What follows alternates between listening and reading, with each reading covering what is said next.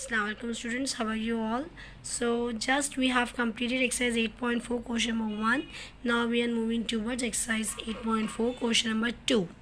Alright, so जिस तरह से बेटा आपने क्वेश्चन नंबर 1 किया है ना, क्वेश्चन नंबर 2 भी बिल्कुल वैसे ही किया जाएगा। फ़र्क सिर्फ इतना है कि यहाँ पे आपको फिगर्स दिए गए थे, यहाँ पे फिगर्स नहीं दिए गए। ज़ाहिर सी बात है आपको एक फ़िगर बनाने के बाद ही करने की आदत है। तो आपने क्या किया, ये जो डिटेल्स दी है आपने इसकी फ़िगर बनाना शुरू की। सबसे पहले आपको पता है कि एक ट्रायंगल है जिसमें एंगल सी 90 डिग्री है। तो सबसे पहले देखो मैंने बनाया एक ट्रायंगल जिसके अंदर मैंने 90 डिग्री को एंगल सी का नाम दिया। क्यों? क्योंकि मुझे क्वेश्चन में गिवन था। अब वो कह रहा है कि एम एंगल बी 60 है, मतलब एक 90 है तो दूसरा 60 है। तो आपने दोनों में से किसी को भी बी का नाम दिया और एंगल 60 कह दिया। मेक श्योर 60 का नाम बी है, तो आप भी 60 का नाम बी ही रखेंगी। इसका मतलब ए नहीं पता। दूसरी चीज़ उसने आपको दी है साइड ए 2 सेंटीमीटर। आपको ये बात भी बहुत अच्छे से पता है कि अगर ये एंगल बी है तो इसके सामने वाली साइड स्मॉल बी हो जाएगी। अगर ये एंगल ए है तो इसके सामने वाली साइड स्मॉल ए हो जाएगा। अगर ये एंगल सी है तो इसके सामने वाली साइड स्मॉल सी हो जाएगी। तो ए आपको 2 सेंटीमीटर गिवन है, इसके अलावा और कुछ नहीं गिवन। अब आपको मालूम करना है सी और B. Now you know the rest how to solve.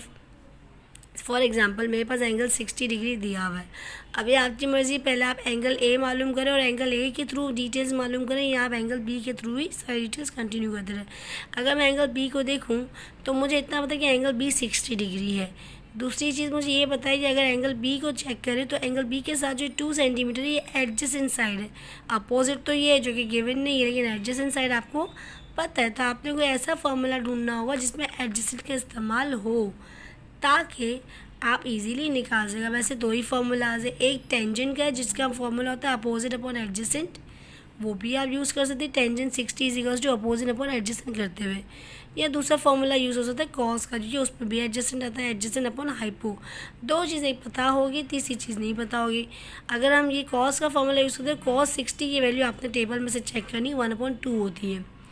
Adjacent की वैल्यू ये रही 2 सेंटीमीटर, और हाइपो आपको नहीं पता, सी मैंने एज इट इज़ लिख दिया। बेटा मेक श्योर जो एंगल ले रही हो ना उसी के अकॉर्डिंग हाइपोटेन्यूस, उसी के अकॉर्डिंग एडजेसेंट, उसी के अकॉर्डिंग अपोजिट होती है। Make sure.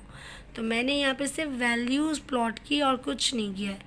ये सी यहाँ डिवाइड हो रहा है, मुझे मालूम करना, आपको अच्छे से पता है जो चीज़ मुझे मालूम करनी है वो कभी डिवीजन में नहीं रखते। तो ये सी को मैं वहाँ भेज दूँगी, ये सी वहाँ जाके 1 से मल्टीप्लाई हो जाएगा, बन गया सी। ये 2 यहाँ डिवाइड हो तो वहाँ जाके मल्टीप्लाई हो जाएगा, बन जाएगा 4। तो ये आपके पास सी की वैल्यू तो आ गई, बट स्टिल बीस एंड बीस missing. Again the same method, आप अपोजिट अपॉन हाइपो यूज़ कर लो फॉर्मूला, क्योंकि हाइपो भी अब आपके पास आ चुका है। अब आप कोई भी फॉर्मूला लगाओ, क्योंकि अब आपके पास ये दोनों साइड्स मौजूद है, तो अब आपके लिए आसानी है। मैंने क्या किया, मैंने ये यूज़ किया साइन 60 का फॉर्मूला। क्यों? क्योंकि अपोजिट वाला साइन 60 के सामने अपोजिट बी मुझे नहीं पता। हाइपो मैंने अभी निकाला है, तो मैंने यही फॉर्मूला लगाया। साइन 60 की वैल्यू मालूम की जो पहले से मेरे पास टेबल में गिवन है।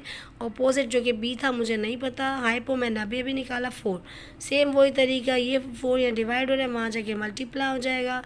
जब ये 4 यहाँ के मल्टीप्लाई हो तो 2 1 ज़ा 2, 2 2 ज़ा 4, कैंसिलेशन हो सकती है।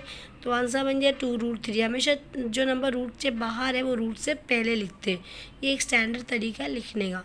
तो आपके पास दोनों चीज़ें आ गई। और तीसरी चीज़ जो अननोन थी वो थी एंगल ए, ये वाला।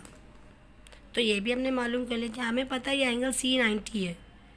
तो हमने पहले से पढ़ा है जब एंगल में एंगल एक एंगल पता हो जो 90 क्या है, तो हम दूसरा एंगल माइनस करके तीसरा एंगल इजीली मालूम कर सकते हैं। That is the normal thing which you already know. So आपने क्वेश्चन 2 के जो पार्ट्स करने हैं बेटे, वो करने हैं पार्ट 1, पार्ट 3, पार्ट 5, पार्ट 7। ठीक है, all odd numbers you have to complete, part 1, part 3, part 5, part 7। Hope ये आपसे इजीली हो जाए। अपना बहुत ख्याल रखिएगा। अल्लाह हाफ़िज़।